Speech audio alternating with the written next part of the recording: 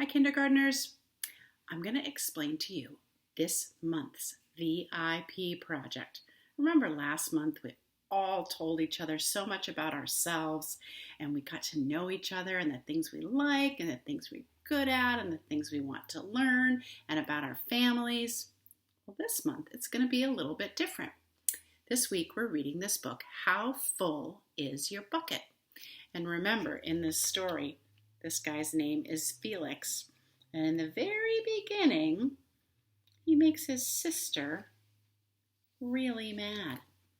She wants to help him build his tower. And he says things to her that are kind of unkind. He tells her she's too little. And then he tells her, go play with your baby toys, Anna. And that really makes her upset. So upset that she thinks about a picture that says Felix that's all scribbled out. And she comes and she swings her doll against his big block tower and it falls and they get into a big argument and Grandpa comes and talks to them. And he explains to them that it's like everybody has an invisible bucket full of water. And it's over their heads. You're just kind of imagining it. The more water in your bucket, the happier you are. The less water in your bucket, the sadder you are. So in the story, Felix upsets his sister and kind of tips some water out of her bucket. And at the same time, all those mad feelings, and when he yells at her, then his bucket starts to empty too. At first, he doesn't really believe it, but then he goes through his day, the next day, and he realizes that when he's sad, he feels really upset and his bucket is low. But then, as people begin to do nice things for him, his bucket begins to fill up and he feels better. And then an amazing thing happens. He starts to do nice things for other people to fill their buckets, and at the same time, it fills up his bucket. So, what we're going to do for the VIP this month is we are going to think about how can I and how can you fill up other people's buckets. And when it's your turn, you're going to get a chance to share your ideas. I'll share my ideas. Miss Laura will share her ideas. And together, we'll come up with a whole lot of ways that we can fill other people's buckets. Because it's not just enough to say, I'm okay, I hope you're okay, I like you, you like me, but you really want to do things that are going to express to people that you care about them and that you're trying to make them happy. You're trying to treat them with respect. So, I'll show you my VIP. I'll go first, and then you'll get a chance to do this work at home with your family. So, on the top it says, Annie is a bucket filler. And then there are two places where I can make an example. There's one bucket and there's another bucket. Here's my first example. So I was thinking, what could I do?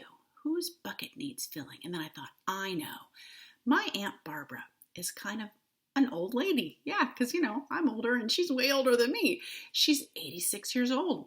And last month, she fell down. And when older people fall down, it's kind of a problem. She fell down and she broke her hip. And she's having a lot of trouble walking and she's been really sad. And she's getting better, but she's still just feeling kind of miserable, not being able to do the things that she loves to do. So I thought, what could I do to fill her bucket? So it says, I will call my Aunt Barbara and tell her I love her. So I made some speech bubbles here.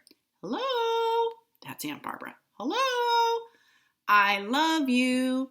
Feel better. So, it doesn't have to be a big, huge thing that you do, but just really reaching out to somebody, making some time, making sure that they know that you're thinking about them and that you love them. And I've been calling her every week to make sure that she's feeling a little better. And you know what I also did? I sent her Flat Annie. She thought it was pretty funny. So you can do little things like that for people. And that means a lot. All right, here's another one. So my kids, Reedy and Aiden, don't live at home anymore. I know it's sad. They're all grown up. But they still like things that remind them of home. So once in a while, I send them a box full of something exciting. So here's what it says. I will surprise my kids with their favorite homemade cookies. Their favorite homemade cookies are called Snickerdoodles. Did you ever have Snickerdoodles? They're kind of a spicy sugar cookie. So I made a box that says Reevy and Aiden full of Snickerdoodles. So that's one thing I can do to make them feel a little less homesick and a little bit more like, oh yeah, I know that if I eat those tasty cookies, I'm going to think about all the people that love me back home. So I will surprise my kids with their favorite homemade cookies. Sometimes I send them a box of something and I don't tell them it's coming, and they open their door one day and there's a big box of cookies. Wouldn't that fill your bucket? So those were two things that I could think of that I can try to fill other people's buckets. I can't wait to hear what you come up with. All right. See you soon, kindergartners.